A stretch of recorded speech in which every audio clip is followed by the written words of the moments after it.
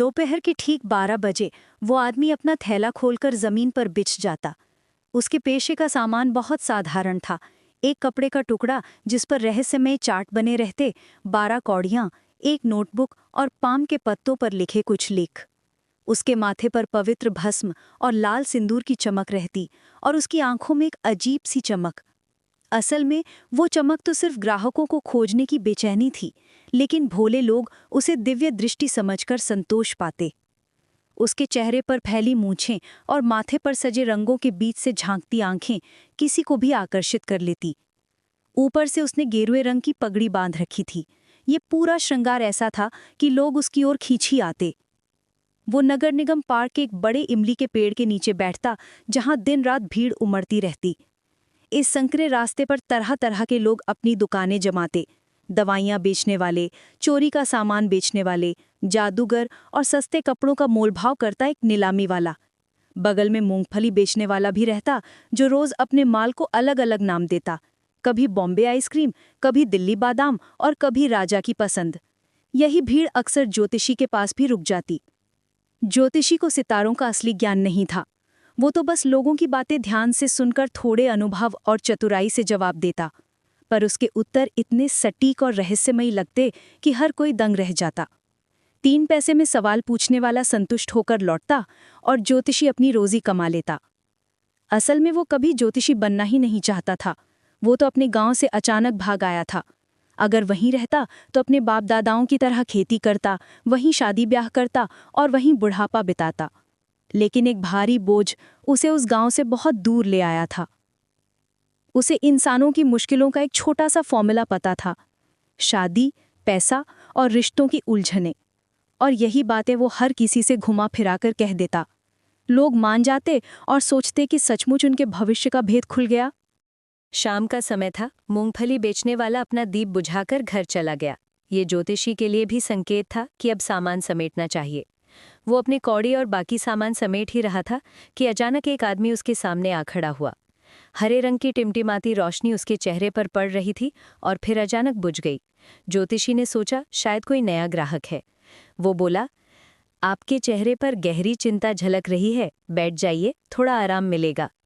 लेकिन उस अजनबी ने झुंझलाते हुए कहा, तुम सच में ज्योतिषी हो? ज्योतिषी को चुनौती जैसा लगा। वो बोला, आइए अपना हाथ दिखाइए। अजनबी ने अपना हाथ उसके सामने फेंकते हुए कहा, कुछ काम की बात कहो, बेकार की बातें मत करो। ज्योतिषी को बुरा लगा। उसने कहा, मैं तो 3 पैसे में सवाल का जवाब देता हूँ, जो मिलता है उसकी कीमत से ज्यादा ही होता है। अजनबी ने जेब से एक अन्ना निकाला और जोर से उसके सामने फेंक दिया। उसने कहा, अगर तुम गलत निकले तो ये पैसा ब्याज सहित लौटाना होगा, और अगर सही कहा तब भी तुम्हें 5 रुपए तो नहीं दूंगा, लेकिन 8 आना जरूर दूंगा। काफी देर बहस के बाद दोनों में ये शर्त मान ली गई। ज्योतिषी ने मन ही मन भगवान से प्रार्थना की और अजनबी ने सिगरेट सुलगाई। उस रोशनी में ज्योतिषी ने जैसे ही उस आदमी का चेहरा देखा, उसका दिल धड़क उठा। चेहरे पर एक पुरानी याद बिजली की तरह गौंध गई। भीड़ भाड़ का शोर, सड़कों पर गाड़ियों के हॉर्न और जूतों की धमक सब कुछ सुनाई दे रहा था, लेकिन ज्योतिषी के कान सुन हो गए थे। वो कांपते हुए बोला, आज नहीं, मुझे जाने दो, कल आना। लेकिन अजनबी ने उसका हाथ कसकर पकड़ लिया और कहा, अब भाग नहीं सकते, मैंने चुनौती दी है, अब जवाब दो। ज्योतिषी का गला सूख गया। उसने धीरे धीरे कहना शुरू किया, तुम्हारे जीवन में एक औरत है? बस करो, अजनबी ने बीच में टोकते हुए कहा। मुझे ये सब नहीं सुनना, मुझे बस ये जानना है कि मेरी तलाश पूरी होगी या नहीं। सच सच बताओ, वरना तुम्हारी सारी कमाई यही निकलवा लूंगा। ज्योतिषी ने गहरी सांस ली, कुछ मंत्र बुदबुदाए और बोला, ठीक है, मैं बताता हूँ, लेकिन अगर मेरी बात सही निकली तो तुम मुझे 1 रुपया दोगे। अजनबी ने शर्त मान ली। ज्योतिषी ने कांपती आवाज में कहा, तुम्हें कभी छुरा घोंपा गया था, सही? अजनबी चौंक पड़ा। उसने अपनी छाती खोलकर जख्म का निशान दिखाया और कहा, हाँ, और बताओ। ज्योतिषी बोला, तुम्हें एक कुएं में फेंक दिया गया था, लोग समझ बैठे थे कि तुम मर गए हो। अजनबी जोश से उछल पड़ा, हाँ, अगर एक राहगीर ने उस कुएं में झांककर मुझे ना देखा होता तो मैं आज जिंदा ना होता। बताओ, वो आदमी कहाँ है, कब मिलेगा? ज्योतिषी ने गंभीर स्वर में कहा, वो अब इस दुनिया में नहीं है, 4 महीने पहले ही मर चुका है, तुम उसे फिर कभी नहीं देख पाओगे। अजनबी ये सुनकर कुछ देर तक चुप बैठा रहा। उसकी आंखों में गुस्सा और हैरानी दोनों थे। ज्योतिषी ने आगे कहा, गुरु नायक। अजनबी चौंक गया। तुम मेरा नाम जानते हो? ज्योतिषी शांत स्वर में बोला, जितना तुम्हारा नाम जानता हूं उतना ही तुम्हारा अतीत भी। सुनो, तुम्हारा गांव यहां से उत्तर दिशा में 2 दिन की दूरी पर है। अब तुम घर लौट जाओ। मैं साफ देख रहा हूं कि अगर तुम दक्षिण की ओर गए तो तुम्हारी जान को फिर से खतरा होगा। उसने अपनी थैली से पवित्र भस्म निकाली और गुरु नायक की ओर बढ़ाते हुए कहा, इसे अपने माथे पर लगाओ और लौट जाओ।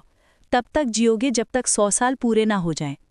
गुरु नायक ने गहरी सांस ली, धीरे से बोला, मैं तो घर इसलिए छोड़ता था ताकि उस आदमी को ढूंढ सकूं, उसे जिसने मुझे मारने की कोशिश की थी। मैंने कसम खाई थी कि अगर वो मिला तो उसका गला घोंट दूंगा। लेकिन अब तुम कहते हो कि वो मर चुका है। कम से कम ये जानकर सुकून है कि उसका अंत बुरा हुआ। बताओ, कैसे मरा वो? ज्योतिषी ने नजरें झुका लीं और धीरे से कहा, वो एक ट्रक के नीचे आ गया, कुचलकर उसकी मौत हो गई। गुरु नायक के चेहरे पर संतोष की झलक आई। अच्छा हुआ, मरना भी तो ऐसे ही चाहिए था।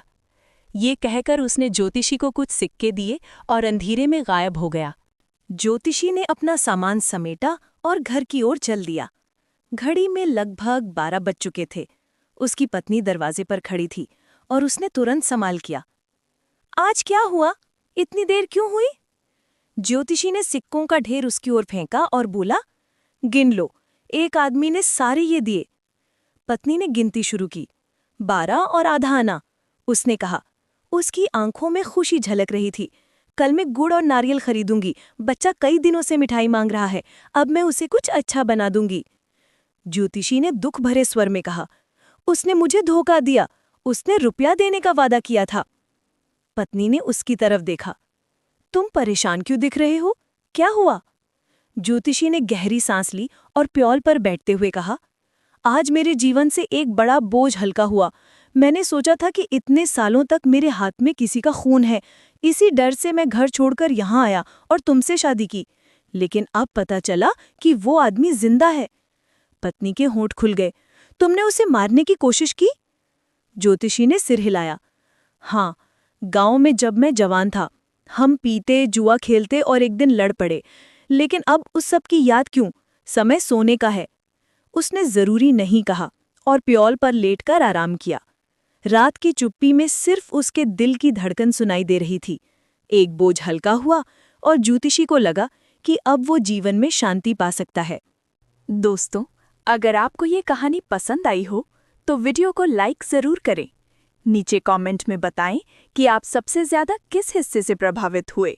और ऐसे और रोमांचक और इमोशनल कहानियां आप तक पहुंचाने के लिए हमारे चैनल को सब्सक्राइब करना ना भूलें।